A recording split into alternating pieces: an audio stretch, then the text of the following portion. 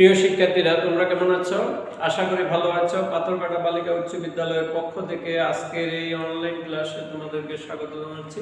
আমাদের আজকের বিষয় 2022 সালের এসএসসি পরীক্ষার্থীদের গণিত বিষয় এবং অধ্যায় 16 পরিমিতি থেকে আমরা আজকে সমস্যাগুলি সমাধান করব। আমরা আজকে এই পরিমিতি 16.1 এই যে প্রয়োজনীয় সূত্রগুলো আছে সেই সূত্রগুলো আগে শিখব। প্রয়োজনীয় সূত্রাবলী।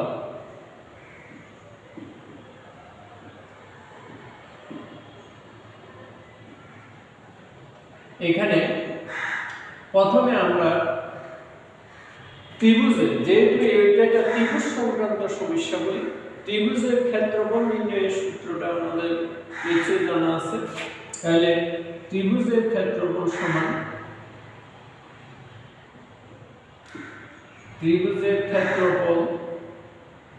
সমান হাফ ইন্টু ভূমি গুণ উচ্চতা। ত্রিভুজের ক্ষেত্রফল সমান হাফ ইন্টু ভূমি গুণ উচ্চতা। 2 নম্বরে ত্রিভুজের পরিসীমা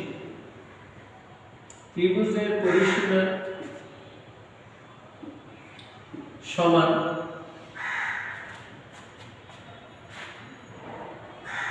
a plus b plus c একক। এখানে a বলতে, b বলতে, c বলতে বাহুর দৈর্ঘ্য।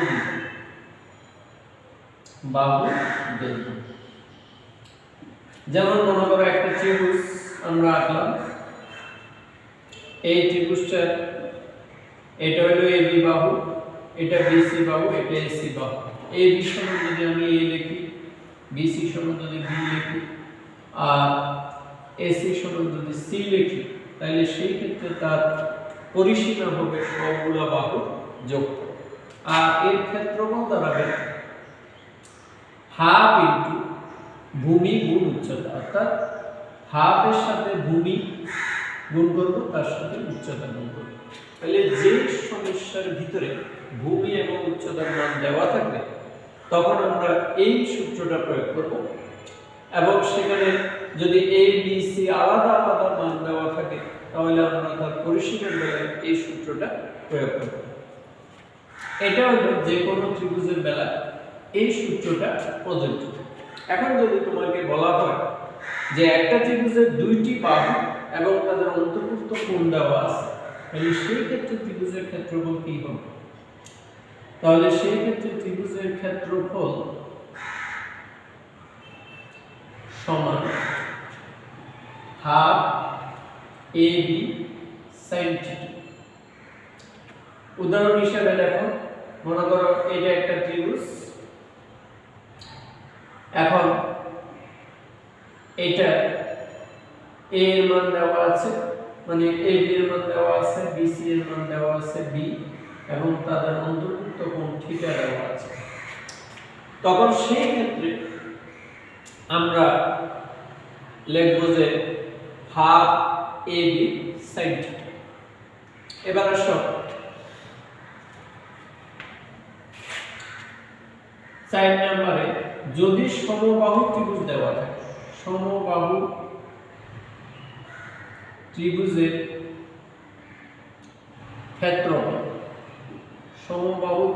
ক্ষেত্রফল সমান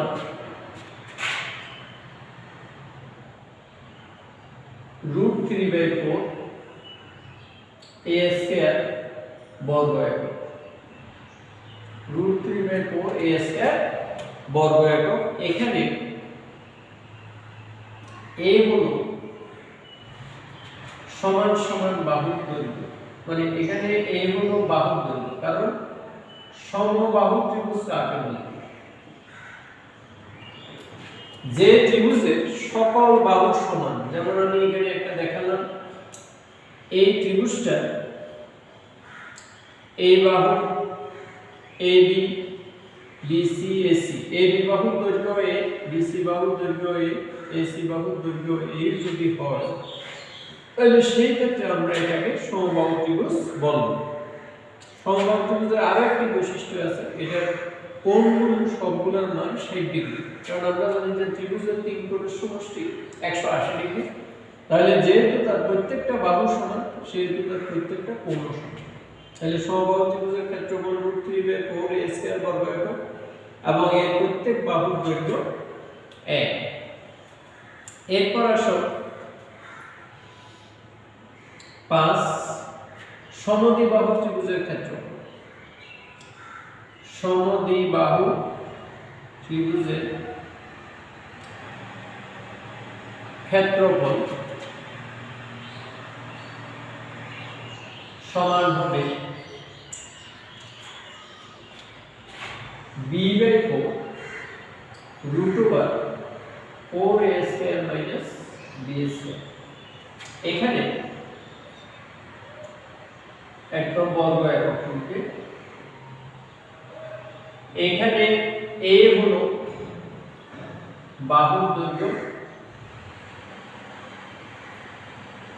আর b হলো এটা বাহুর দৈর্ঘ্য বলতে সমান সমান বাহুর দৈর্ঘ্য, সমান সমান বাহু দৈর্ঘ্য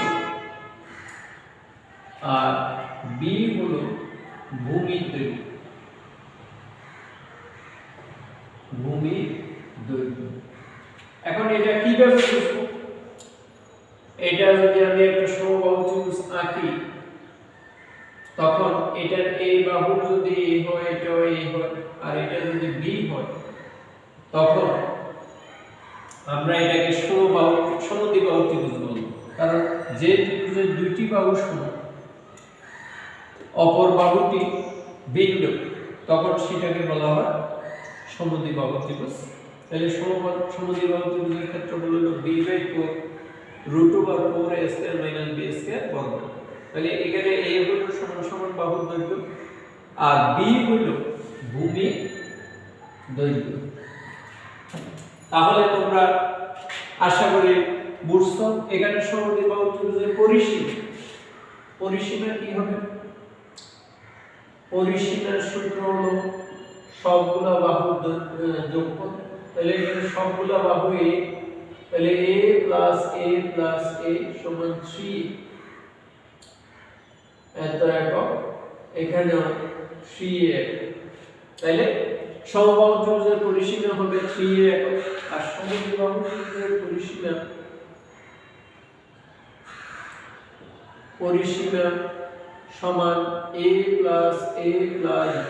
কারণ এখানে দুইটা বাহু a আর একটা বাহু b, এত একক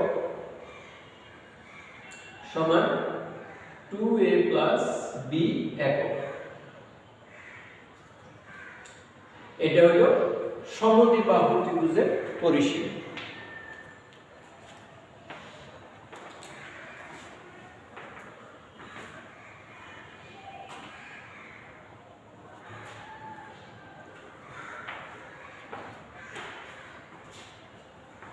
এটা হলো সমদ্বিবাহু ত্রিভুজের পরিসীমা।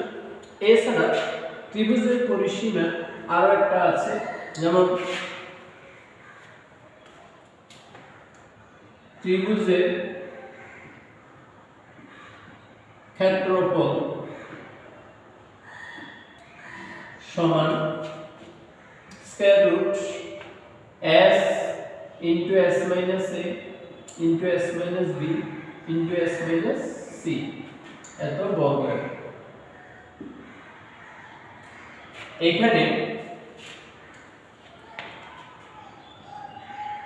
এখানে s হলো অর্ধ পরিসীমা,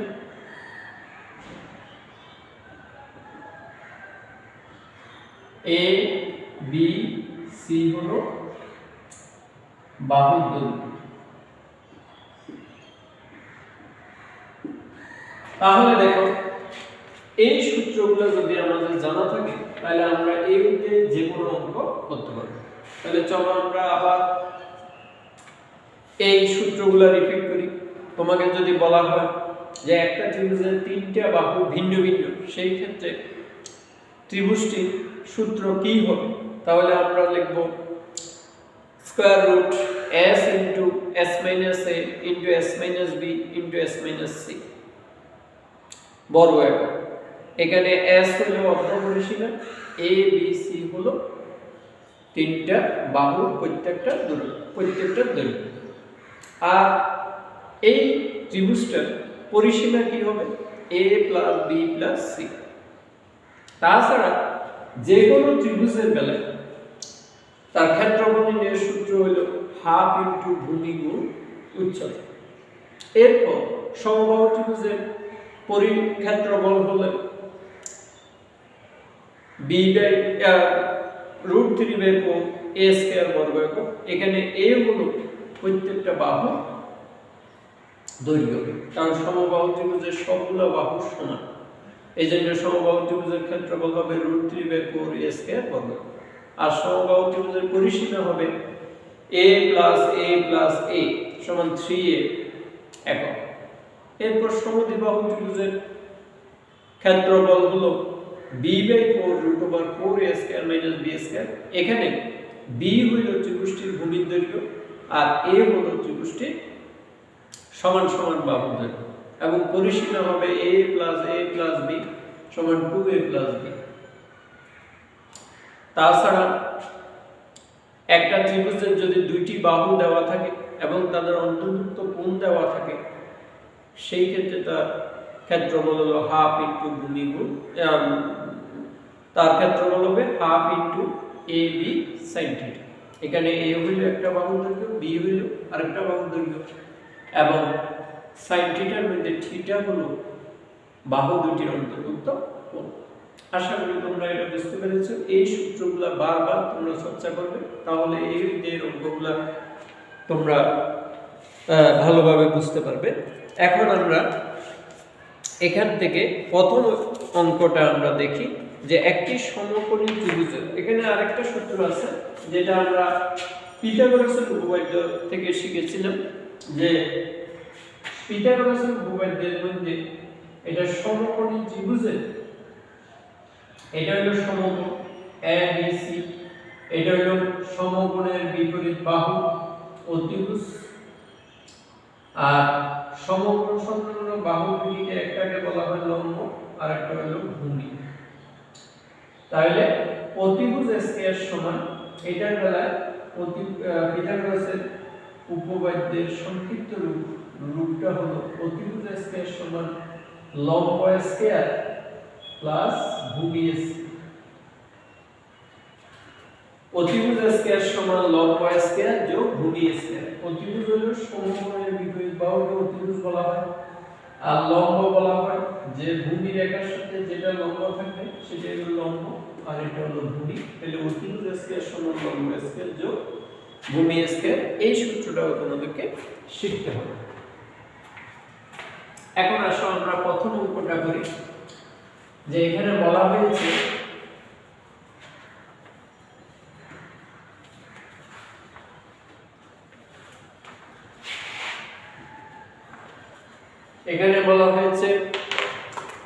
যে একটি সমকোণী ত্রিভুজের অতিভুজ 25 মিটার, একটি বাহু অপরটি 4/3 অংশ, বাহু দুটির দৈর্ঘ্য নির্ণয় করো।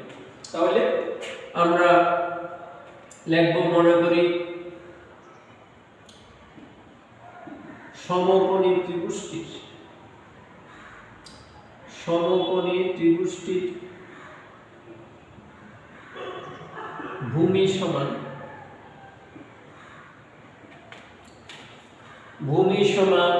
4x সেন্টিমিটার, না মিটার আছে এখানে, মিটার। এখানে বলছে যে একটি বাহু অপরটি 4/3, তাহলে আমি যদি একটা ভূমি ধরি, অপরটি লম্ব হবে, তাহলে সুতরাং ত্রিভুজটির লম্ব সমান, সুতরাং লম্ব সমান কত হবে? 4s গুণ 3/4 মিটার, কারণ একটা বাহু অপরটা 4/3 অংশ, তাহলে একটা বাহুকে আমি 4s ধরেছি আর অপরটি হবে 4x a 4/3, তাহলে এখানে 4 4 কাটা যায়, তাহলে আর থাকে 3x মিটার। এরপর হবে দেওয়া আছে অতিভুজ সমান, দেওয়া আছে অতিভুজ সমান 25 মিটার, 25 মিটার। তাহলে পিথাগোরাসের উপপাদ্য অনুযায়ী পিথাগোরাসের উপপাদ্য অনুযায়ী আমরা জানি কি জানি লম্ব স্কয়ার যোগ ভূমি স্কয়ার সমান অতিভুজ স্কয়ার। লম্ব স্কয়ার যোগ ভূমি স্কয়ার সমান অতিভুজ স্কয়ার।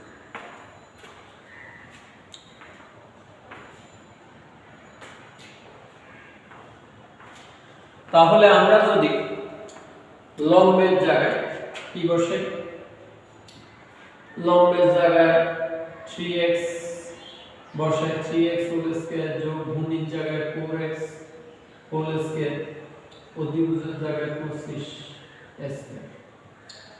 3x এর বর্গ হলো 9x স্কয়ার, 4x এর বর্গ 16x স্কয়ার ইকুয়াল টু 25 এর বর্গ হলো 625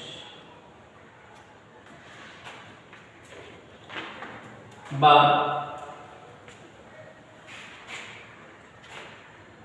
9x স্কয়ার আর 16x স্কয়ার যোগ করলে 25x স্কয়ার ইকুয়াল টু 625। 25 দ্বারা যদি এটাকে ভাগ করি x স্কয়ার সমান 25 হবে বা x সমান হবে √25, সুতরাং x ইকুয়াল টু 5। তাহলে সুতরাং লম্ব সমান কি দাঁড়াবে, লম্ব সমান 3 × 5 মিটার সমান 15 মিটার, এবং ভূমি সমান কি দাঁড়াবে, ভূমি সমান 4 × 5 মিটার সমান 20 মিটার। তাহলে লম্ব আর ভূমি এই দুইটা বাহুর দৈর্ঘ্য আমাদেরকে বের করতে বলেছে। বলছেন ত্রিভুজটির অপর দুই বাহু, অপর দুই বাহুর মধ্যে লম্ব এবং ভূমি, সুতরাং ত্রিভুজটি অপর দুই বাহু দৈর্ঘ্য 15 মিটার এবং 20 মিটার। অপর দুই বাহুর দৈর্ঘ্য 15 মিটার এবং 20 মিটার। তাহলে প্রিয় শিক্ষার্থীরা, তোমরা আশা করি এটা বুঝতে পেরেছো। এবার আসো 2 নাম্বার, 20 মিটার লম্বা একটি মই দেওয়ালের সাথে খাড়াভাবে আছে। মইটি গোড়া দেওয়াল থেকে কত দূরে সরালে উপরের প্রান্ত 4 মিটার নিচে নামবে?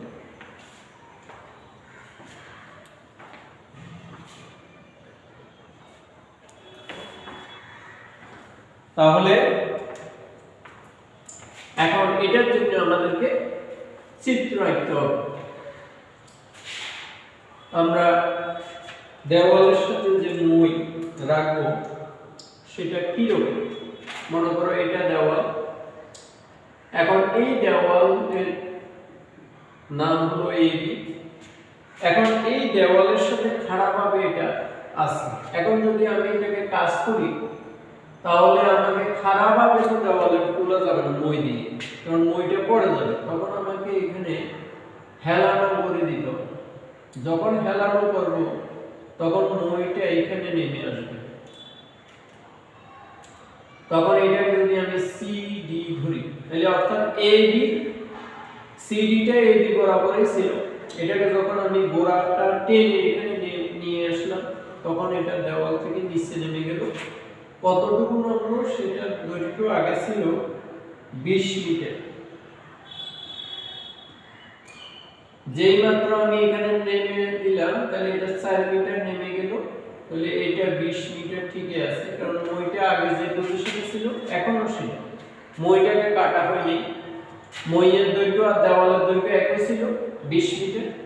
এখন মইটাকে সরিয়ে এখানে নিয়ে আসি, এটা 20 মিটার আছে। যেহেতু উপর থেকে 4 মিটার নিচে নামলো তাহলে এখানে আর বিসি এর মান দাঁড়াবে 16 মিটার। এখন বলা হয়েছে গোড়া থেকে কতটুকু দূরে নিচে নামাবো, তাহলে সেটাকে যদি আমি x মিটার ধরি তাহলে এখানেও যদি আমি পিথাগোরাসের উপপাদ্য প্রয়োগ করি তাহলে এটা গোড়া থেকে কতটুকু নিচে নামলো সেটা বের হবে। তাহলে আমরা প্রথমে লিখব, মনে করি মই এর দৈর্ঘ্য সমান দেয়ালের, মইয়ের দৈর্ঘ্য এবি, মইয়ের দৈর্ঘ্য সিডি সমান দেয়ালের দৈর্ঘ্য এবি সমান 20 মিটার। অর্থাৎ মইয়ের দৈর্ঘ্য আর দেওয়ালের দৈর্ঘ্য সমান ছিল। তারপরে এটা কতটুকু নিচে নামলো, এসি সমান 4 মিটার, 4 মিটার নিচে নামলো। সুতরাং বিসি সমান কি দাঁড়াবে 20, অর্থাৎ এখানে পুরাটা ছিল এবি মাইনাস এসি বাদ দেব। তাহলে এবি মান ছিল 20, এটার মান 4, এত মিটার সমান 16 মিটার। ধরি বিডি সমান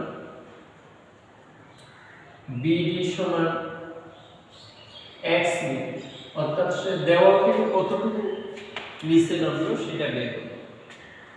তাহলে আশা করি তোমরা এই পর্যন্ত বুঝতে পেরেছো। এবার আমরা এটাকে যে সমকোণী ত্রিভুজটা পেলাম তাহলে সেই সমকোণী ত্রিভুজটার নাম কি? এখন সমকোণী ত্রিভুজ BCDA, এখানে পিথাগোরাসের উপপাদ্য প্রয়োগ করব। BD স্কয়ার যোগ BC স্কয়ার সমান CD স্কয়ার, বা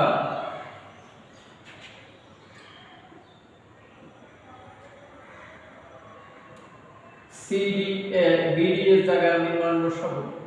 এটা BD এর মানটা হলো x স্কয়ার, BC এর মান হলো, এখানে পাশে লিখে দিবে পিথাগোরাসের উপপাদ্য অনুযায়ী। পিথাগোরাসের উপপাদ্য অনুযায়ী তাহলে x স্কয়ার আর BC এর মান হলো 16 স্কয়ার ইকুয়াল টু CD এর মান হলো 20 স্কয়ার। তাহলে বা x স্কয়ার প্লাস 16 বর্গ 256, 20 এর বর্গ 400, বা x square equal to 400 minus 256, বা x স্কয়ার সমান 144, বা x সমান 12। তাহলে x এর মানটাই আমরা বের করার কথা ছিল।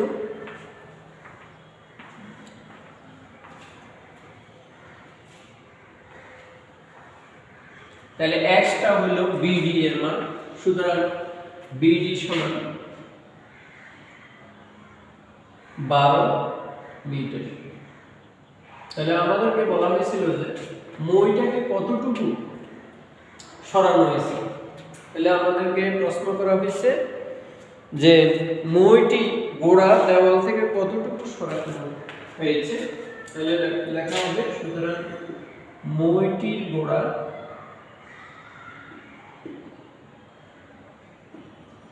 দেয়াল থেকে 12 মিটার দূরে সরানো হয়েছে। তাহলে অ্যান্সার হলো 12 মিটার। তাহলে প্রিয় শিক্ষার্থীরা, তোমরা আশা করি এই দুইটা সমস্যা তোমরা বুঝতে পেরেছো। তোমরা বাসায় এগুলো বারবার চর্চা করবে এবং সূত্রগুলো তোমরা আগে ভালোভাবে আয়ত্ত করে নিবে, তাহলে অঙ্কগুলো বোঝাটা সহজ হয়ে যাবে। আজকে এই পর্যন্ত। সবাই সুস্থ থাকো, ভালো থাকো, নিরাপদে থাকো, এই আশাবাদ ব্যক্ত করে আজকের ক্লাস এখানেই সমাপ্ত ঘোষণা করলাম। ধন্যবাদ সবাইকে।